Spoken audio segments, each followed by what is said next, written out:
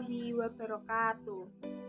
Perkenalkan, nama saya Gita Suci Rahmadani, NIM 12403183028 dari jurusan Akuntansi Syariah, Fakultas Ekonomi dan Bisnis Islam IAIN Tulungagung, angkatan tahun 2018. Di sini saya akan memaparkan mengenai hasil selama praktik pengalaman lapangan. Gelombang 1 yang sudah saya laksanakan mulai hari Senin tanggal 18 Januari hingga hari Jumat tanggal 26 Februari 2021. Dikarenakan pandemi COVID-19 seperti saat ini, maka pihak kampus menghimbau kepada mahasiswa untuk melaksanakan PPL secara mandiri dari rumah dan desanya masing-masing. Di mana di masa pandemi COVID-19 seperti saat ini, mahasiswa hanya diperkenankan untuk melaksanakan observasi dan wawancara saja. Oleh sebab itu, maka saya berinisiatif dan memutuskan untuk melaksanakan PPL di UMKM Hub Industri Konveksi Bordir Kamen Bali Bapak Roni Suyanto di Desa Dukuh, Kecamatan Gondang, Kabupaten Tulungagung, dengan judul yang saya angkat yaitu Implementasi Akuntansi Pendapatan di UMKM Home Industri Konveksi Bordir Kamen Bali Bapak Roni Suyanto di Desa Dukuh, Kecamatan Gondang, Kabupaten Tulungagung. Dan untuk lebih jelasnya, mari kita simak video berikut ini.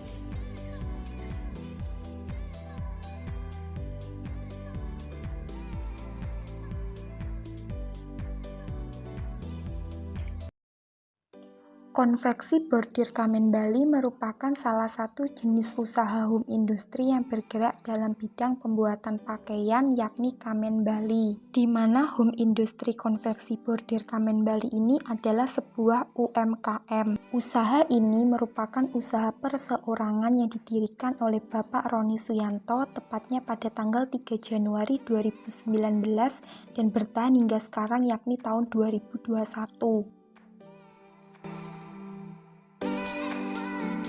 Desa Nduko adalah salah satu desa yang berada di Tulungagung, tepatnya di Kecamatan Gondang. Wilayah Kecamatan Gondang ini merupakan wilayah daratan. Mata pencarian di kecamatan ini adalah sangat beraneka ragam, di mana di Desa Nduko ini sebagian besar masyarakatnya memperoleh pendapatan melalui sektor pertanian, perdagangan, maupun perindustrian. Salah satunya yaitu Home Industri Konveksi Bordir Kamen Bali. Home Industri Konveksi Bordir Kamen Bali milik Bapak Roni Suyanto ini berada di Dusun Bareng RT 2 RW 2 Desa Nduko, Kecamatan Gondang, Kabupaten Tulungagung. Di Desa Nduko ini hanya terdapat satu konveksi bordir yang memproduksi Kamen Bali.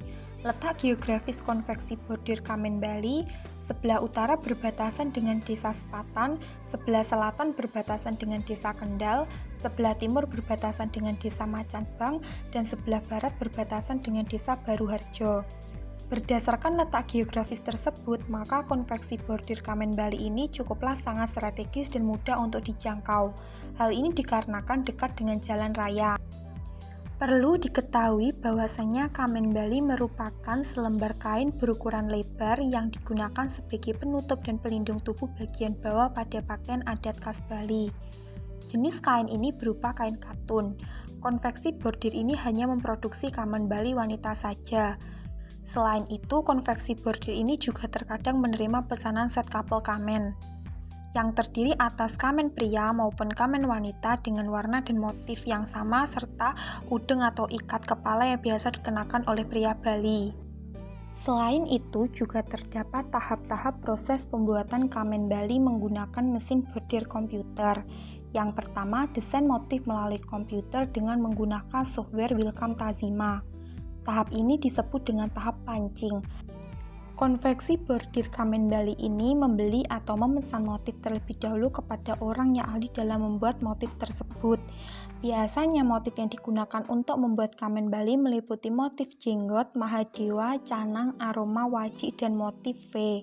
Setiap memproduksi Kamen Bali, motifnya selalu ganti, tidak tetap.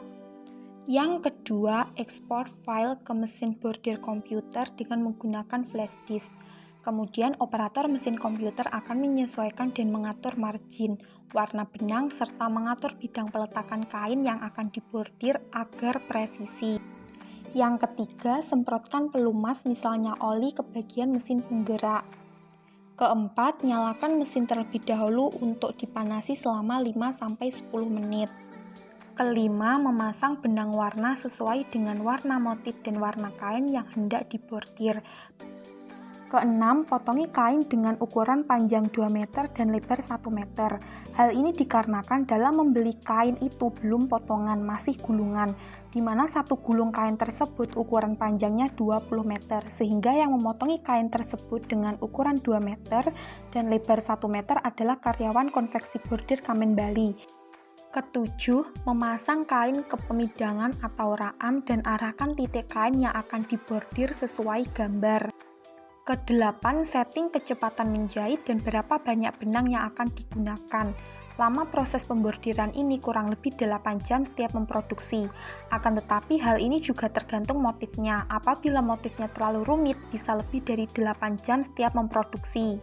Kesembilan, pelepasan Kamen Bali dari pemidangan atau raam. Kesepuluh, merapikan bagian tepi Kamen Bali kepada penjahit, di mana pada tahap ini dibutuhkan kepada penjahit. Hal ini dikarenakan konveksi bordir Kamen Bali ini hanya khusus untuk membordir motif Kamen Bali saja. Ke-11, melipat Kamen Bali yang sudah dirapikan tepinya. Dan tahap yang terakhir yaitu packing. Kamen Bali dikemas dengan menggunakan plastik tanpa adanya label atau cap nama yang memproduksi. Hal ini dikarenakan memang usaha konveksi bordir ini masih kecil dan juga belum memiliki izin usaha. Dalam tahap packing ini, satu gendel berisi 10 lembar kamen dengan warna kamen berbeda-beda. Setiap satu gendel Kamen Bali ditali serta dimasukkan ke dalam karung besar. Biasanya setiap pengiriman Kamen Bali minimal terdiri dari 8 serinan warna, di mana konveksi bordir ini membeli mesin bordir komputer tepatnya pada tanggal 28 Desember 2018. Akan tetapi untuk mesin bordir komputer tersebut masih menyewa atau mengangsur. Hal ini dikarenakan pemilik usaha belum mampu untuk membeli mesin bordir komputer. Untuk memproduksi Kamen Bali, konveksi bordir ini menggunakan 2 mesin bordir komputer, di mana satu mesin bordir komputer mempunyai 12 kepala, sehingga 2 mesin bordir komputer mempunyai 24 kepala. Pengerjaan Kamen Bali ini dilakukan selama 24 jam full non-stop dengan sistem kerjanya dibagi atas 3 shift jam kerja. Satu mesin bordir komputer dapat menghasilkan 18 lembar Kamen Bali, sehingga dengan menggunakannya 2 mesin bordir komputer maka dapat menghasilkan 36 lembar Kamen Bali. Di mana untuk memproduksi Kamen Bali, konveksi bordir ini mempekerjakan 7 tenaga kerja. Permasalahan yang dihadapi oleh pemilik usaha selama menjalankan usahanya tersebut adalah mengenai pembukuan akuntansi pendapatan yang telah dibuat oleh pemilik usaha tidak sesuai berdasarkan pedoman standar yang berlaku yakni SAK EMKM.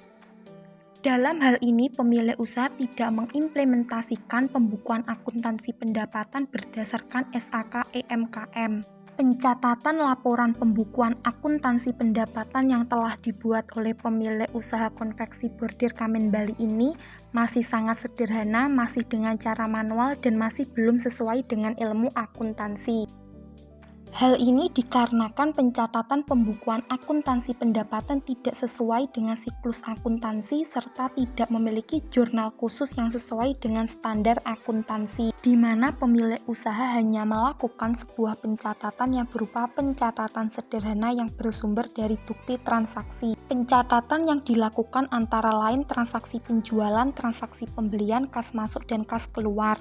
Berkaitan dengan hal tersebut, terdapat sebagian transaksi keuangan tidak dilakukan pencatatan. Hal ini dikarenakan pemilik usaha tidak mengarsipkan bukti transaksi, sehingga bukti transaksi tersebut hilang, seperti nota pembelian bahan baku, kwitansi pengiriman Kamen Bali. Hal ini tentu saja menyebabkan pemilik usaha tidak dapat melakukan pembukuan akuntansi pendapatan. Pencatatan yang dilakukan oleh pemilik usaha konveksi bordir ini baik antara pengeluaran dengan pemasukan tidak terpisah, dicampur dijadikan satu dalam satu jenis buku, serta setiap akhir bulan dilakukan rekapitulasi bulanan. Sehingga dalam hal ini pemilik usaha tidak dapat mengetahui berapa jumlah modal usaha yang sudah dikeluarkan untuk memproduksi Kamen Komen Bali, serta berapa besar pendapatan dan keuntungan yang diperoleh selama menjalankan usahanya tersebut. Selain itu, pemilik usaha tidak melakukan pencatatan secara rutin dan keuangan usaha masih bercampur dengan keuangan pribadi. Alasan mengapa pemilik usaha konveksi bordir Komen Bali dalam membuat pembukuan akuntansi tidak sesuai berdasarkan SAKMKM. Hal ini dikarenakan kurangnya pengetahuan dan kemampuan pemilik usaha konveksi bordir dalam mengelola catatan keuangan secara disiplin dengan pembukuan yang teratur. Pemilik usaha mengaku bahwasannya beliau tidak memahami pentingnya pencatatan dan pembukuan bagi kelangsungan usaha. Solusi mengenai permasalahan tersebut yaitu pemilik usaha harus mengikuti pelatihan maupun seminar mengenai pembukuan akuntansi pendapatan berdasarkan SAKMKM. Dengan mengikuti pelatihan maupun seminar tersebut, maka pemilik usaha dapat melakukan dan mengimplementasikan pembukuan akuntansi pendapatan yang sesuai berdasarkan pedoman standar yang berlaku. Jadi, dalam hal ini pemilik usaha dapat memajukan dan mengembangkan usahanya tersebut.